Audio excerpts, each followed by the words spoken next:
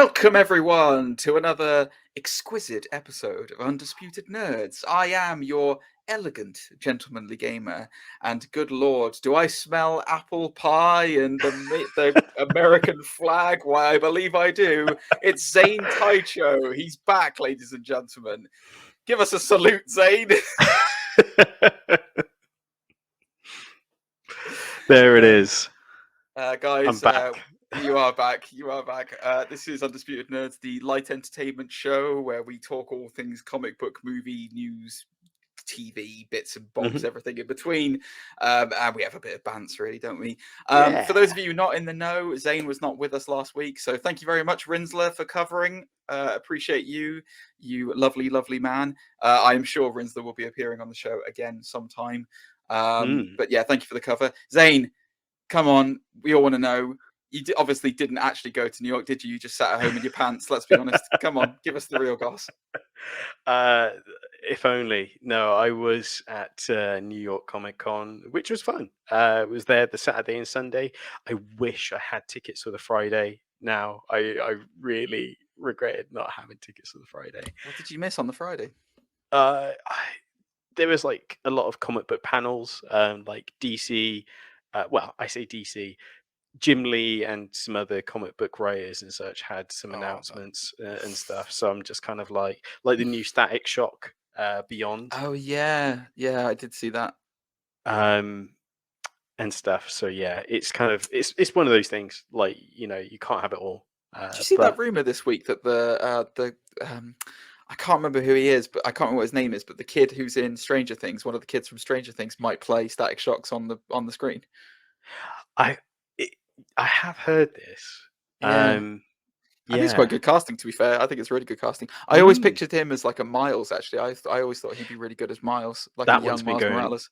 That one's been going around for a long time as well. Yeah. I think. And then obviously Finn Wolfhard as Spider-Gwen.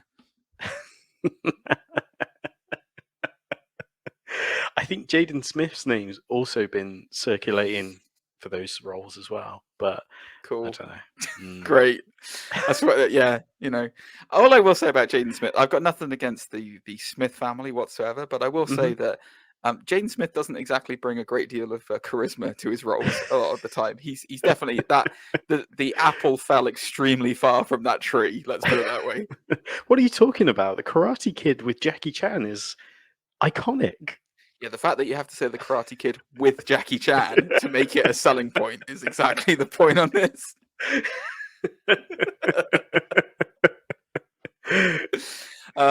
So come on, I want to know a bit more about New York. So obviously you went as the most comic accurate bishop I've ever seen in my life. For those of you who haven't seen his Comic-Con dress up, then please go and have a look at his Instagram, Zane Taicho, at Zane Taicho on Instagram. Zane_Taicho. But come on, what else? You obviously had a run-in with a WWE wrestler, didn't you? I did, yes. So out of the blue, I met Omos, former Raw Tag Team Champion, in Artist Alley, which was a surprise. It's the most random sentence that any person has ever said. First of all, right, I mean, for those wrestling fans who are out there, obviously we know who Omos is, but just imagine for like a mainstream person coming in and having no idea. It's like, oh yeah, I met a WWE wrestler whilst I was there. Had a bit of a run-in down Artist's Alley. Like, all right, fine. That sounds weird to begin with. So who was it? It's like, oh yeah, the former Raw Tag Team Champion Omos. Like, who the hell is Omos? Who? It's like, it's not Randy Savage, is it? It's not a recognizable name. No. But yes, anyway, well, it's a shame you didn't get to meet AJ Styles, your hero, one of your heroes, anyway. Oh my God! Don't even. Uncle Alan would be. Is that his name? Alan James Styles. Yeah. Oh, cool. I don't know about the James part, but it's definitely Alan. But what did you do? Because I saw you went to a lot of the anime panels, didn't you? You went to Bleach. I saw that you saw Bleach, didn't you? Yes. So it's funny you should say that, because this is probably the biggest presence of anime at New York Comic Con there's ever been.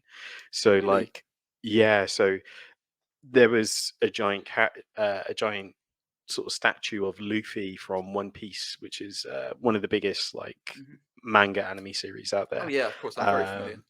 Yeah, Yeah, I know all but about anime. but not only that, but for example, on the Friday they showed a exclusive first look, or the first episode of a new series called Chainsaw Man, which has got a lot of momentum behind it. But I got to see the first episode of Bleach. Again, worldwide sort of exclusive, just for New York Comic Con. A couple of days for its premiere release, which was amazing, and Yeah, that's awesome. the crowd popped like crazy. My wife had no clue what it all meant, like, but it's one of those things like My we wife.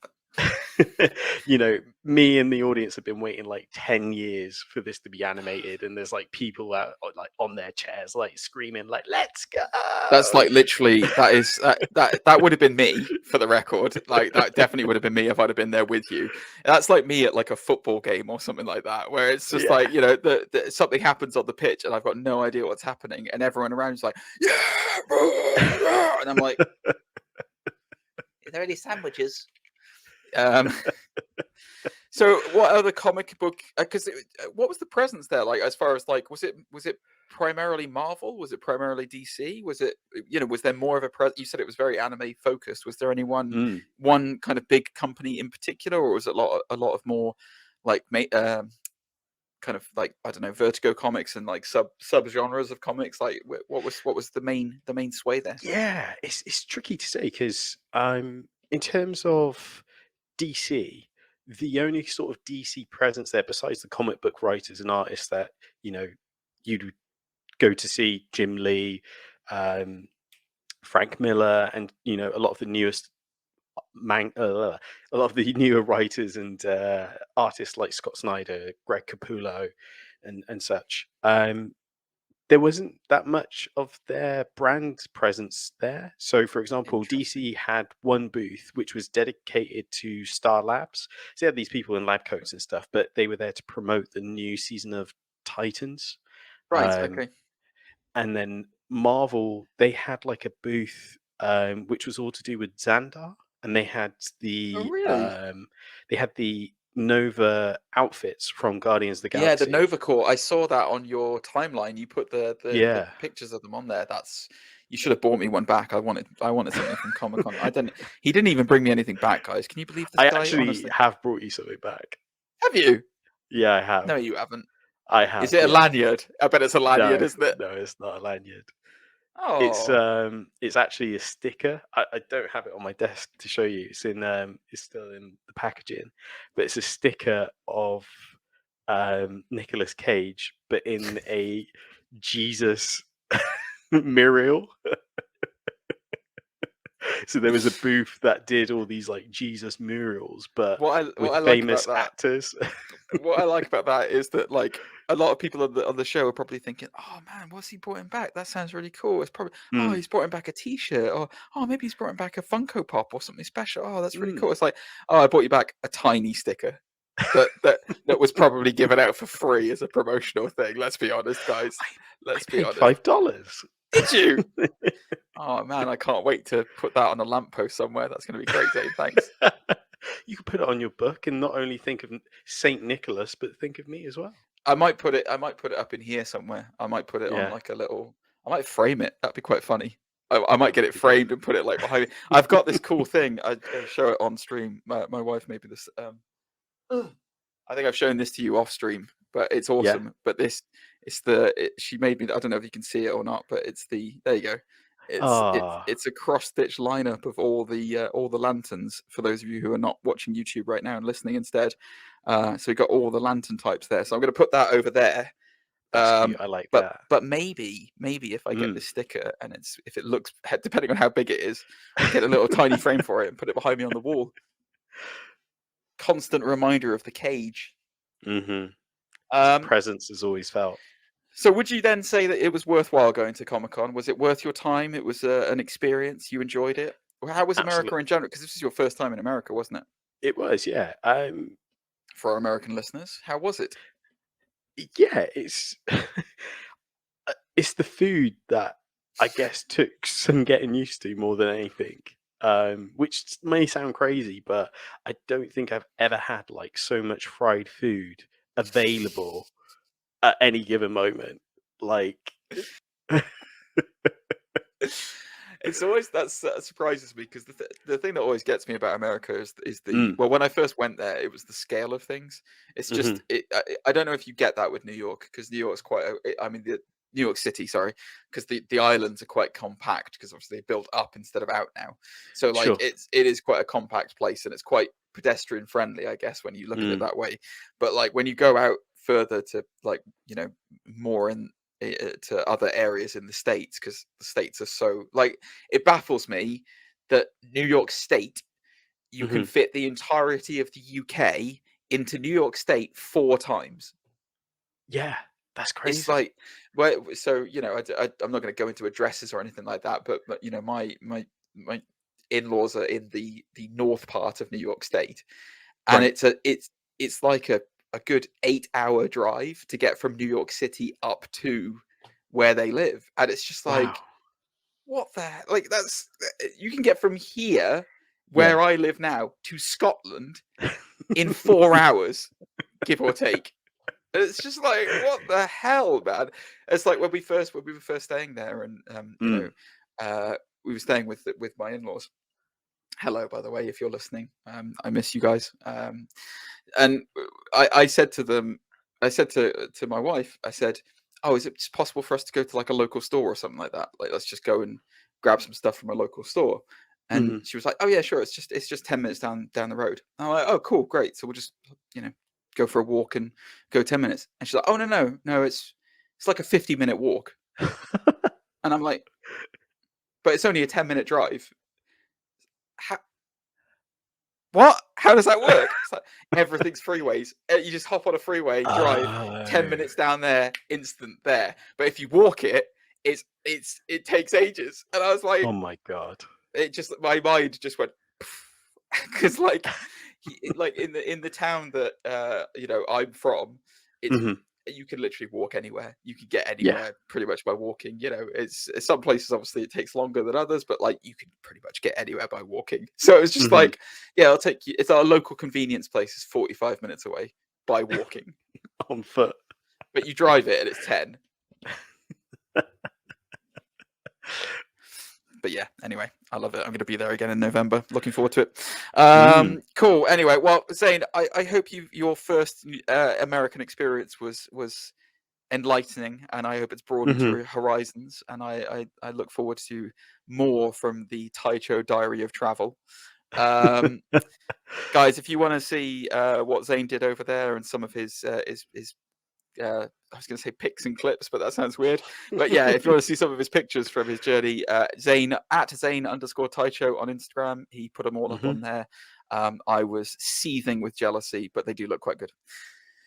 Um, so this is a bit of a special episode, really, isn't it, Zane? Because we're doing a couple this week. And when I Yeah. say we, I mean you. Um, I'm gonna try not to get salty about it on air.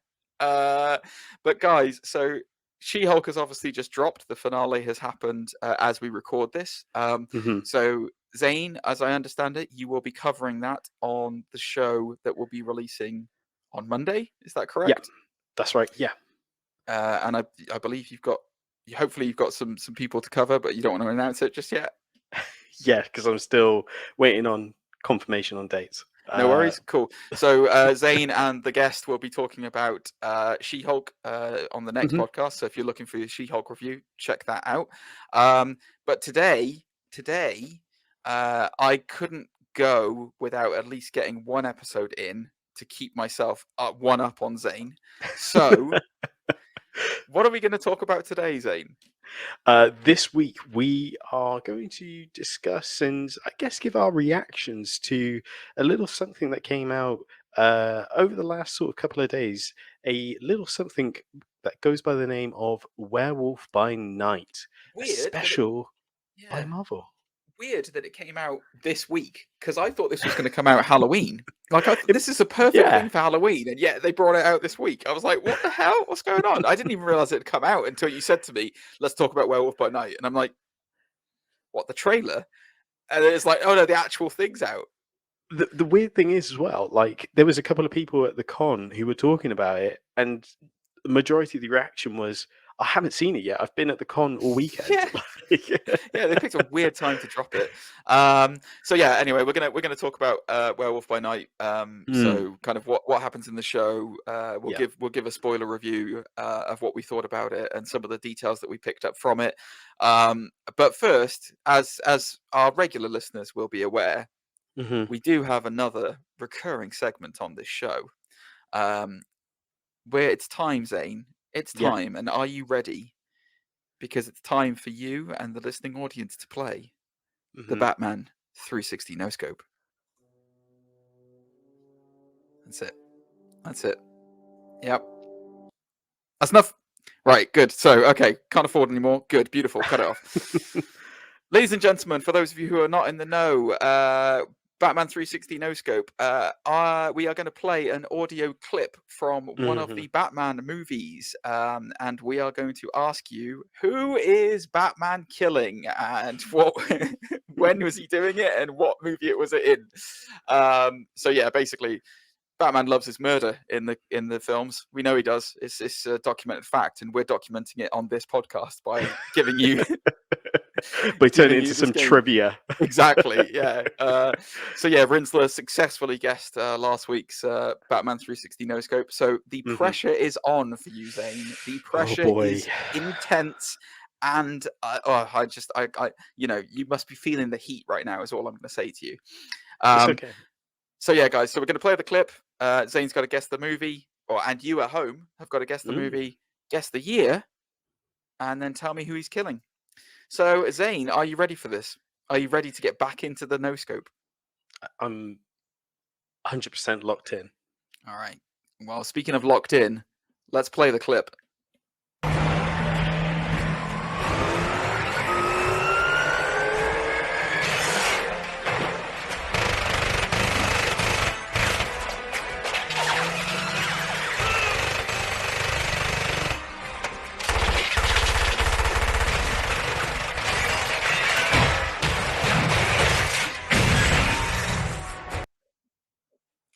There you go, Zane.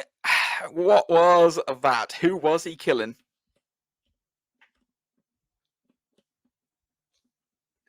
He's going to dead air it, guys, while he thinks. I'm going to have to talk over it. I'm sorry.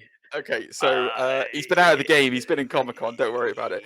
So, guys, for those of you who are playing at home, Zane is currently pondering, what was the film? What was the year? And who was he killing? Can I start off by guessing the Batman?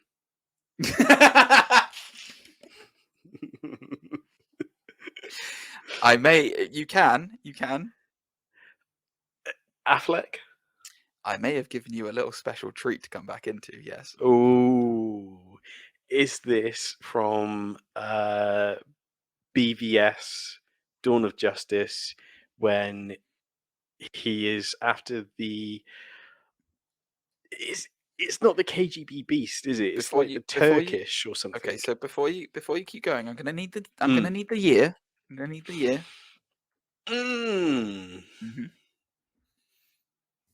When did this film come out? That's what I'm asking you. Was it 2016? It was 2016. Congratulations. Whoa. Okay, so you've got the film and you've got the year. Now you just need to tell me who he's killing. Is it?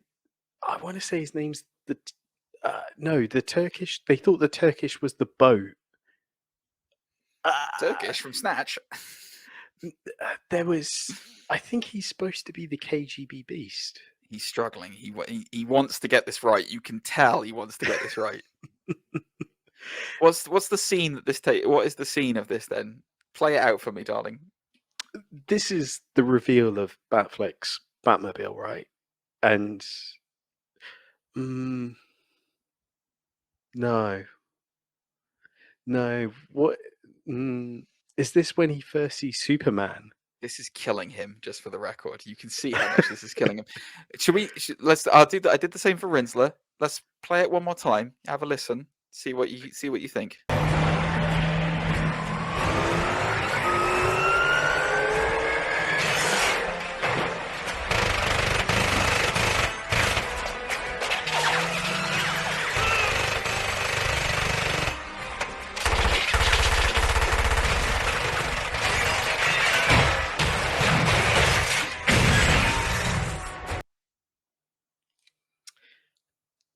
This has to be the car chase scene with the van.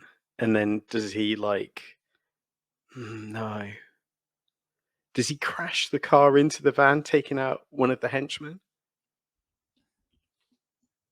It's not right, I'm afraid, Zane. It's not right. I did not pick the pancake scene, which you are referring to. It is that car chase. You are correct. It is that car chase. However, this is just before the pancake scene. This is Batman chasing a nondescript mob of people through the docks. The mob of people decide to try and use a chain gun on the Batmobile. Batman responds in the most passive-aggressive of ways by producing his own machine guns out of the Batmobile, gunning the car literally to the point where it's crumpling, and then drives through it and explodes it into a shard of debris. Yes. Because he's an absolute animal. I would like to point out and this is, this may be a spoiler for future Batman 360 no scopes, so listen out for them, guys. But there are so many kills in that one car chase that I had to really select a nice chunk of dialogue that wouldn't cut into more kills. It was honestly, it was quite difficult to do, because it's there's a bit right before this where he takes out a car, flips it several times into and you hear somebody do the Wilhelm scream. You literally hear and then he grappling hooks that same car and then slingshots it. And slingshots into another one. I'm just you absolute monster, Affleck. You absolute murdering monster. Vengeance. I thought for sure that you've got all of the Batman so ingrained in your memory that would have been like that for you. That would have been the easiest thing ever. I'm very surprised you didn't get it. I am quite shocked at that. It's like you said, it's too many to choose from that one chase scene. That's the problem. You're 2 for 2 now. You've lost 2, you've won 2. You got the movie in the year though, but I mean, oh dude, I love the fact that the first thing that you got was the Batman. That was the first thing you started with. Forget all this. I've got the Batman. It's okay. That's good. Just get that out of my head. Yeah. So yeah. Anyway, bad luck, Zane. Guys, did you get it at home? It was a bit of a tricky one this week, but I thought for a Batfleck fanatic like Zane, he'd get it no problem. But yes, I hope you guys enjoy the Batman 360 no scopes. We are doing it every week. Believe me, there are many more to come. So keep playing along, and yeah, there'll be more from that next week. So should we take a moment, Zane, to give us some love to our sponsors? Absolutely. Guys, check this out.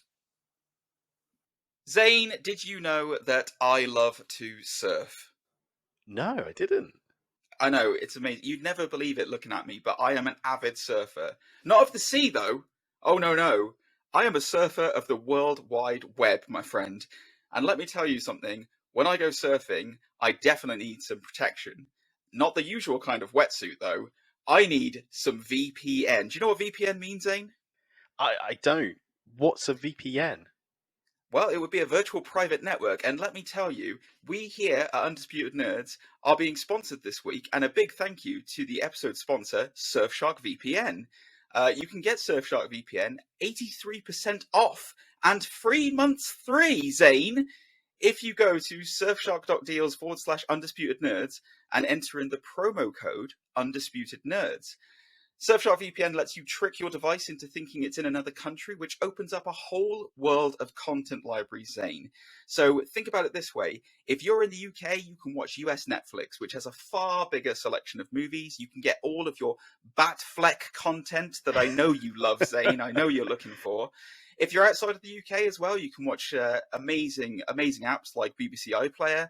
And if you're in the US, you can finally get access back to the old WWE network with its far superior functionality.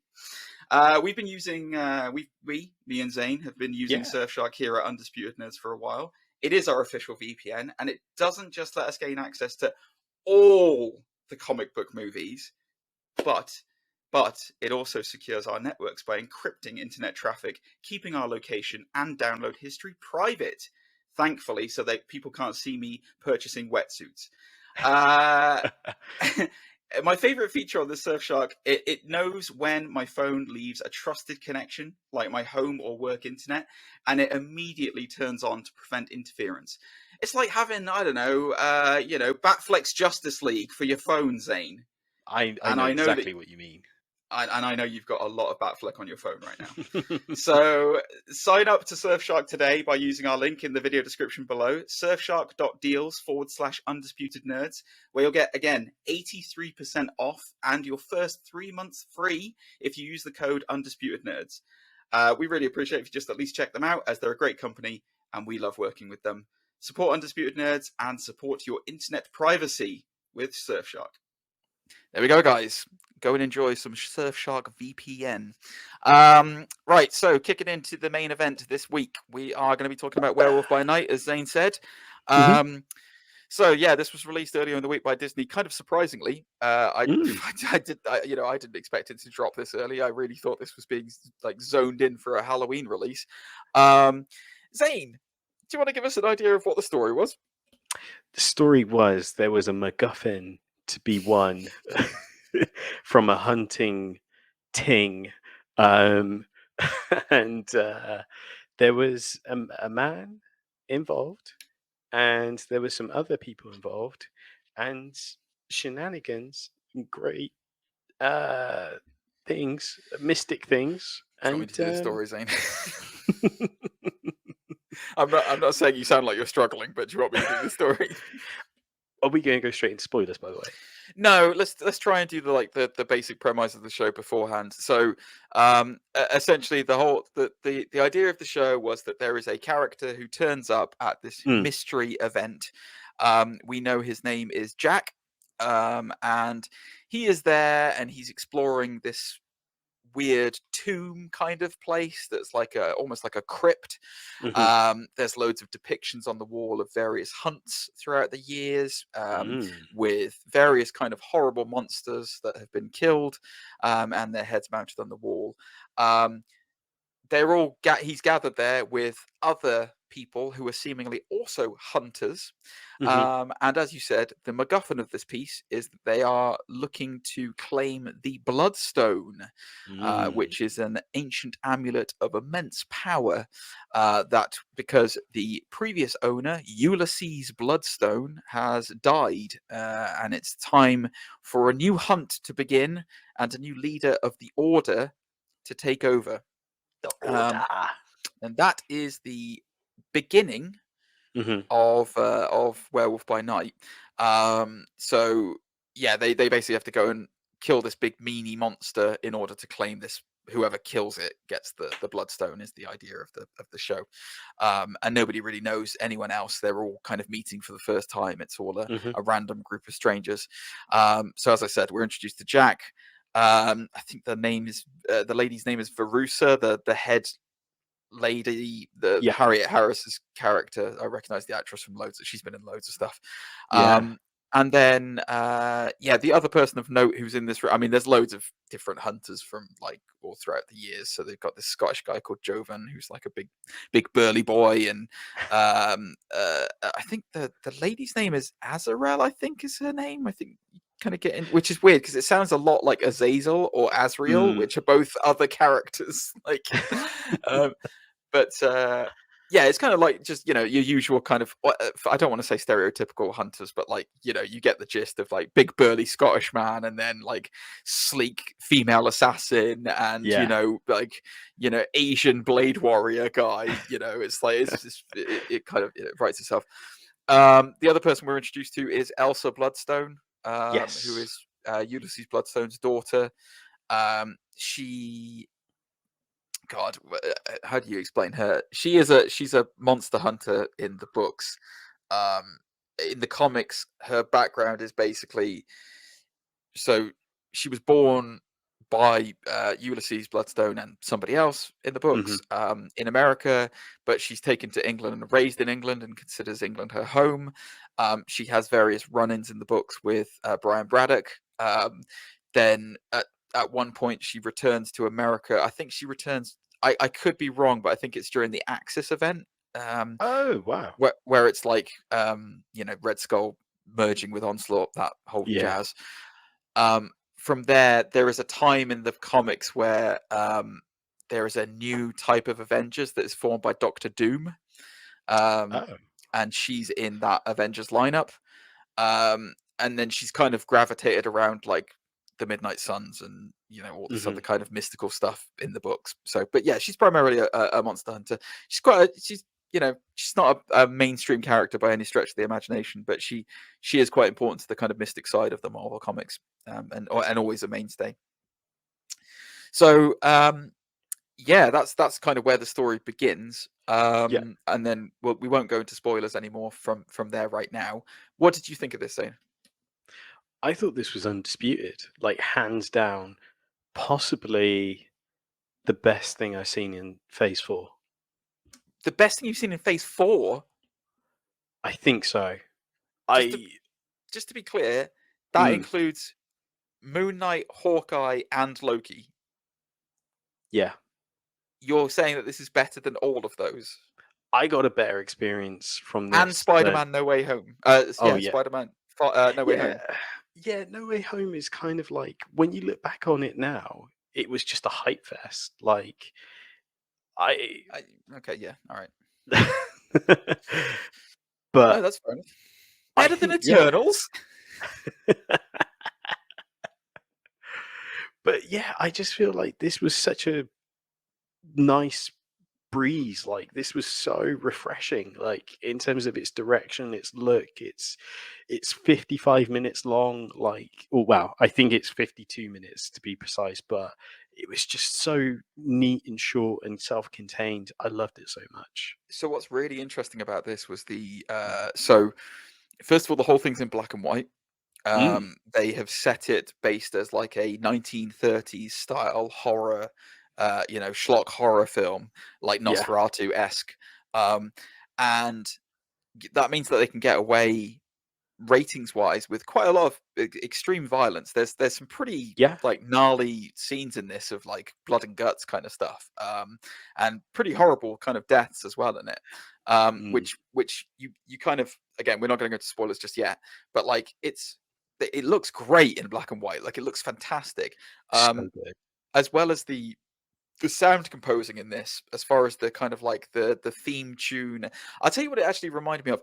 The last time they did something like this, there is nothing currently in the MCU that is like what this was, which is great. Like, it was really well done. I agree with you. It's an undisputed for me as well.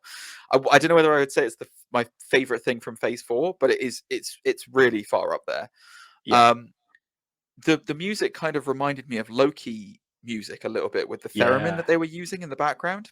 And there are some theories around that, which I will talk about in the spoiler section. So we'll talk about that.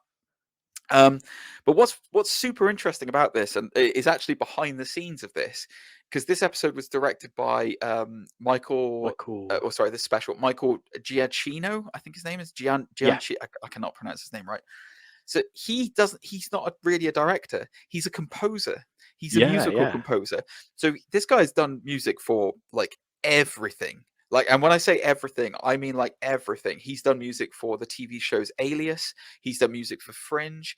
He's done music for The Incredibles, Dawn of the Planet of the Apes. He's done Call of Duty games. Like, he's literally done composing for everything. And I think this is his first directorial. And he's done. He did the music for Thor Ragnarok as well, by the way. That's one of his. I knew he did some work, like some composing for the MCU, but I wasn't sure where it was, like if it was Moon Knight or Loki or anything. But that's interesting that off the back of Thor Ragnarok. It might not be off the back of Thor Ragnarok, but I mean, Yeah. whatever it is, this is his first directorial kind of big thing, especially for Marvel, and he completely knocked out of the park with this. It's 100%. excellent, absolutely excellent. For those of you who don't want to hear spoilers, go and watch this right now. It's on Disney Plus. It is 55 minutes long, I think, something along those lines. It's only an hour of your life.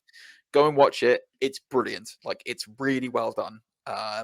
You know, just a fun ride all the way through. And again, I guess it's probably easy to say, like, you don't need to see anything else in preparation for this. Like, completely standalone. You don't need to know anything about Marvel.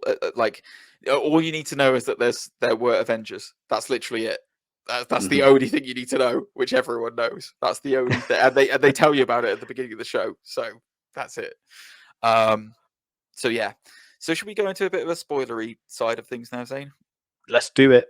All right. So, Jack, who is at the event, his full name is Jack Russell, and he is the Werewolf by Night.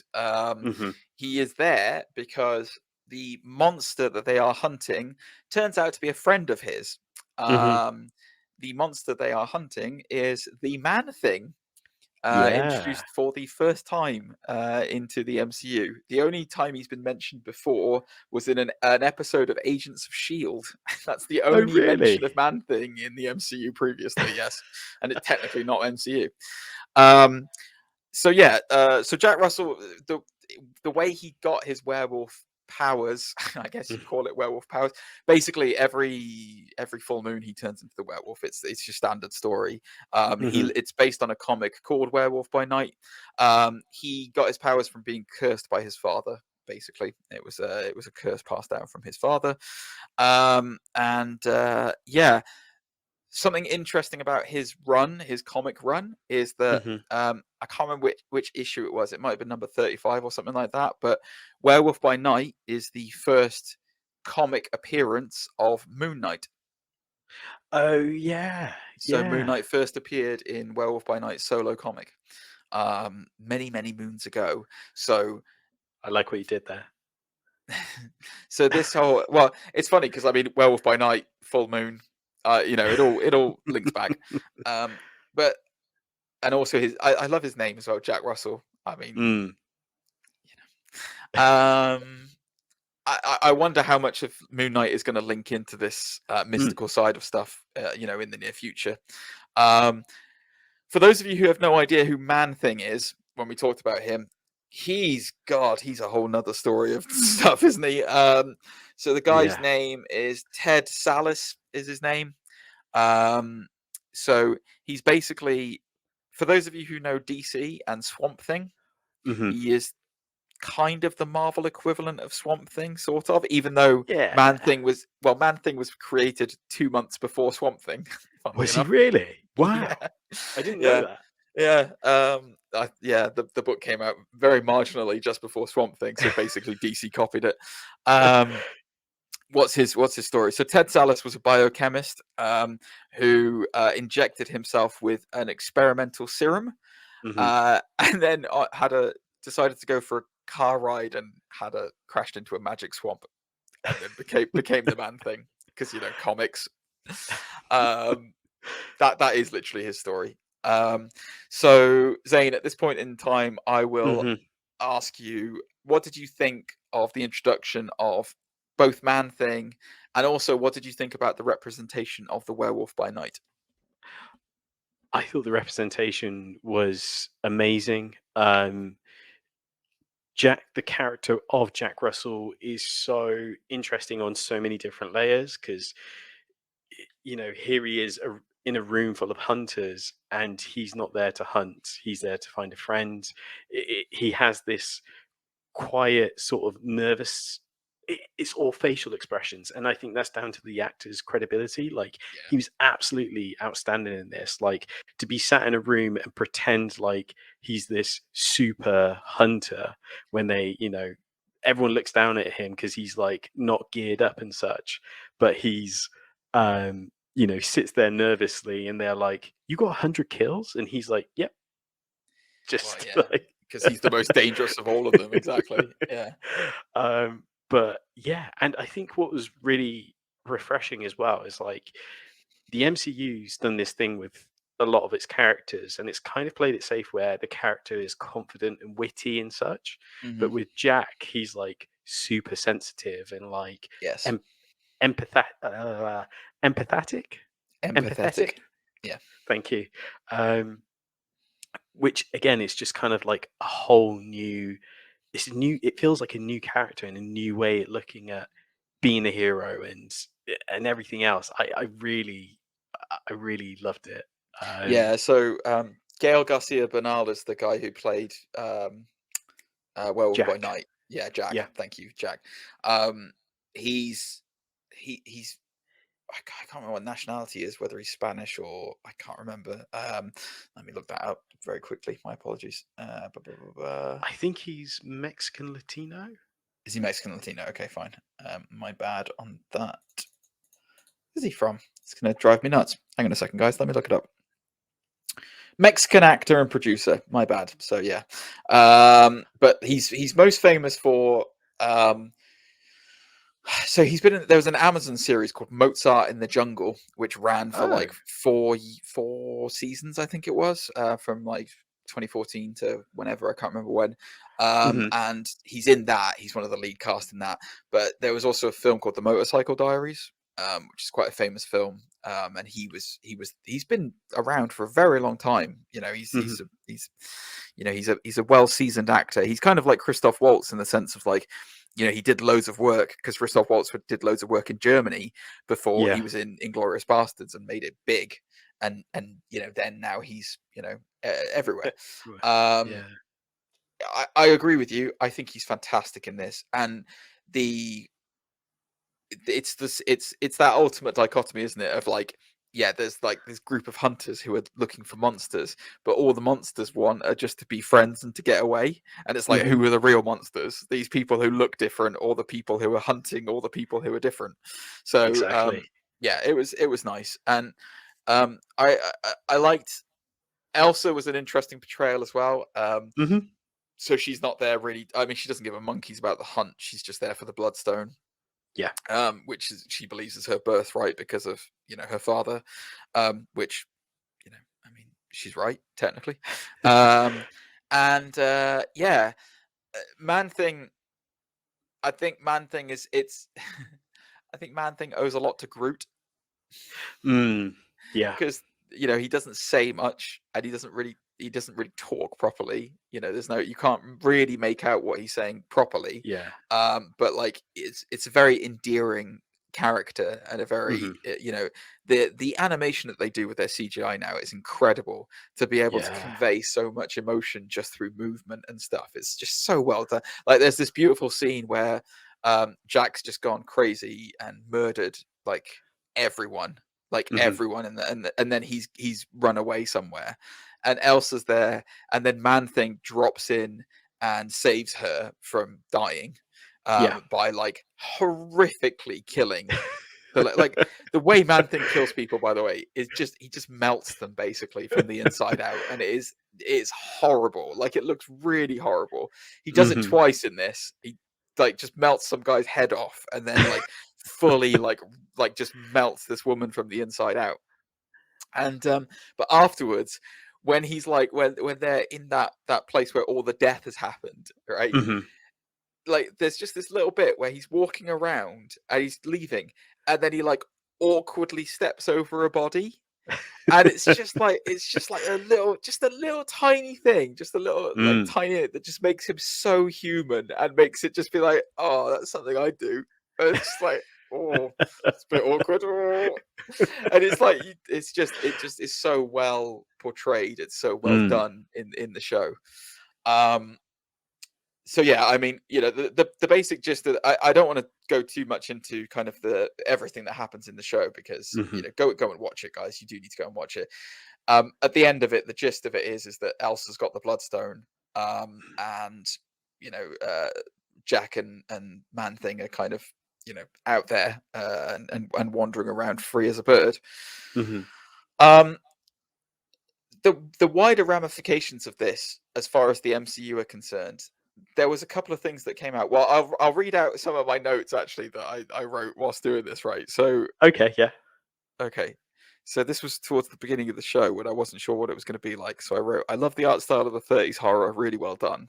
Hmm. Then I wrote, then there's a bit where they're doing the ceremony, Yeah. and then there's a guy who's got he's got a tuba that's on fire, Yeah. and I wrote, flaming tuba must be really hard on the lips. I had the same thought. and then and then it got to when the hunt was going on and they were looking for the monster, and then a man thing came up and I went, yay man thing, although I was waiting for morbing time.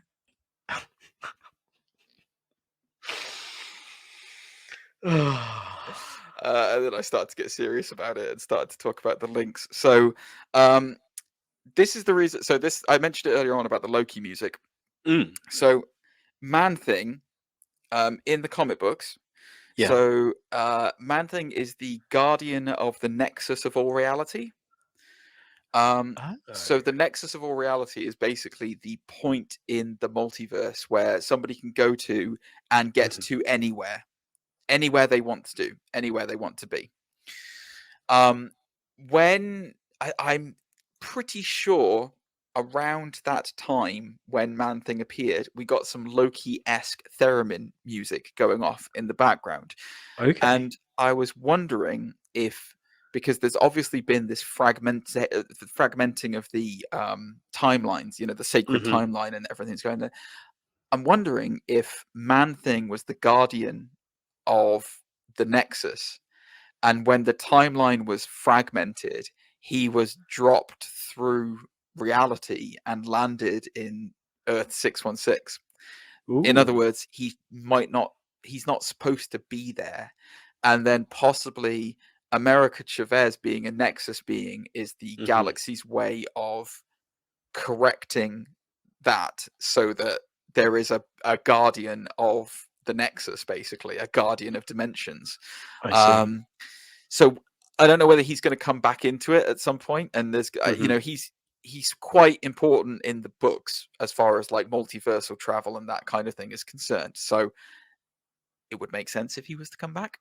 Yeah. The other thing I wanted to talk about with you was the Bloodstone, because the blood, like, the one thing about this show is that the black and white color palette is permeated by the crimson red of the Bloodstone. It is the only color in the entire show.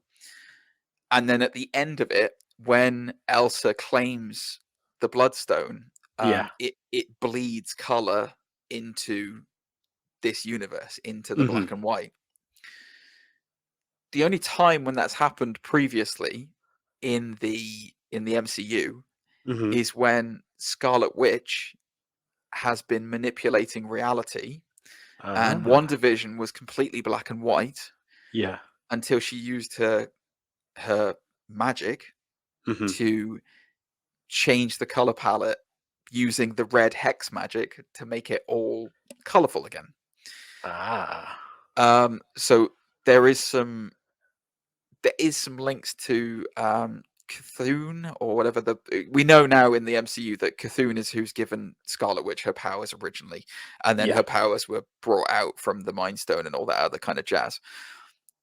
Theories around whether or not the Bloodstone is linked to the hex magic that Scarlet Witch uses. Theories as to whether or not it all is connected in that regard, and that's why we might see Scarlet Witch again. In the comics, Elsa Bloodstone is also known to be, or has had in her possession previously, the Darkhold, as well as some other mystical bits and pieces. Wow. So Feige has said in an interview that the introduction of this universe that they have done in Werewolf by Night is one of the most important moving forward to the MCU. He has said that. I wouldn't be surprised if this is a door opening to, a lot of now other things that we've been expecting to see, like, for instance, Mephisto and all this other kind of jazz that's been rumored for ages. So yeah, there was a couple of really interesting things to come out of it. where it's like but I love this. Like this is exactly the kind of thing, Zane, where like you said, it's similar with Loki, right? Because Loki was like we'd never seen anything like the TVA. Yeah. Like in you know, and the whole experience was new with Loki, right? And I absolutely Loki for me. So you say that even with that dull episode in the middle of Loki, Loki is still my favorite thing that's happened in Phase 4 so far. I cannot begin to describe how much I enjoyed Loki. It was fantastic. It's still up there for me. Don't get me wrong, it's still up there for me. But this just, I was, and I guess like going into it as well, I had zero expectation because I was like, this is just a one and done thing. It's a special. Let's just go for the ride. And I was like, wow. Isn't that wild though? It's like where you can have like in this podcast we've just spoken about the fact that like you and I were super hyped for No Way Home, like so super hyped for No Way Home, and now you're looking back on it going like, yeah, but it's just the hype, Whereas this, you had absolutely zero expectations of this, and it's like blown you away, and you're just like, this is amazing, absolutely amazing. And it's like, isn't it interesting how it's like sometimes the internet can blow stuff up to the point where it's like stupid. And I'm not saying No Way Home is a bad film by any stretch of the imagination. It's not. It's still a good film and it's still worth watching. But I agree with you. I think this is I think this is excellent. This is easily one of the best things that they've produced. I'm really excited to see where they go with the mystic side of things in the MCU after this, because it's just nice because you know why? They gave a nice, satisfying conclusion to this as well, where it's like it keeps the door open. If they want to bring these characters back in other mediums, cool, maybe they will. If not, hey, you know what? I've seen a cool adventure story with these characters, and I don't need to see any more from them. Fine. Absolutely. There was no cameos. There was no stingers to set up something else. It was just so condensed and again, it knew what it was. It knew it was like hammed up horror, and I think it like you mentioned before, the black and white. I think it's I want to say it's called like Chrome or something else. They try to do something similar with WandaVision, but I feel like this really nailed that. Like, there's so much about this that I absolutely love. Even the corridor fight sequence, like, oh yeah. The door shutting as he just goes on a rampage, as he just murders them viciously. Yeah, and I was just like, oh my god, this is like cinematically sensational. It'd be interesting to see. You know what? You should rewatch back Multiverse of Madness, because I remember you not liking it when we saw it at the cinema. You were very meh on it, and I wonder now, looking back on it, if you'll have changed your. Because I've seen it again, and I enjoyed it the first time I saw it, and then I watched it again, and I was like, yeah, I still really enjoyed this. I still think it's really good, and I'd be very interested to see if you looked back on this, going like, oh yeah, I actually really liked Doctor Strange. It was actually really good. I could tell you right now, I've watched that movie possibly 5 times, and I love it. Yeah, it's. I watched it on the flight. Right, nice. Yeah, so I love Multiverse Madness. Again, it's. Because I remember when we went to see it, you were kind of like, yeah, it's okay. It's it's fine. It's acceptable, but it's not anything like super exciting. And it's like I know it's speculative about a lot of things, but like, this was really good. If you are into anything related to Marvel, or you just want to see like a good little short story kind of thing, just watch this. Spend an hour of your life and watch this, because it's well worth it. It's well worth it. Also, like, again, not to ham up the timing on this, but I'd rather rewatch this than say Thor: Love and Thunder. Which is crazy, considering how much was thrown at that, and riding high off Ragnarok. I still don't think I don't think Love and Thunder is terrible, but yes, it's not as good as Ragnarok, and that's the but I don't think was it ever gonna be as good as Ragnarok? I don't know. I think tonally that film is weird, because it's the Christian Bale stuff does not seem to fit in that film. Gore the God Butcher stuff does not fit tonally in with the rest of the film, which is a problem. You know, Mm. I think honestly, Taika Waititi missed a trick with that. He should have gone more serious with Thor this time and not made it like crazy cosmic out there-ness. You know, because it was like a buddy cop movie with him and the Hulk in Ragnarok, which is what made it good. He needed to take a different approach and make it more like this is Odin's son Thor. Like, this is Thor growing up and reclaiming the heritage of Asgard, you know, and becoming, because there was some really, I understand not to make it too heavy, because obviously there's the cancer subplot. You know, Gore the God Butcher is not a happy character, you know, by any stretch of the imagination. So I get that you want to have a bit of levity in there.